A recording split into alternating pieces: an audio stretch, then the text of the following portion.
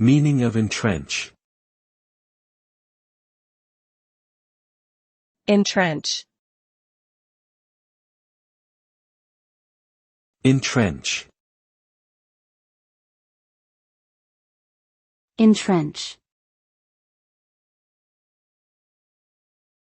Entrench.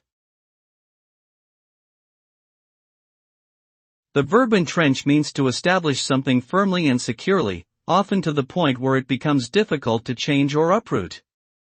This can apply to a wide range of contexts, from political power structures to cultural attitudes and social norms.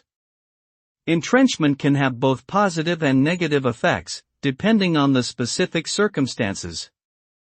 In some cases, it may help to maintain stability and order, while in other cases it may impede progress and limit opportunities for innovation and growth. Ultimately, the impact of entrenchment will depend on the specific situation and the goals of those involved.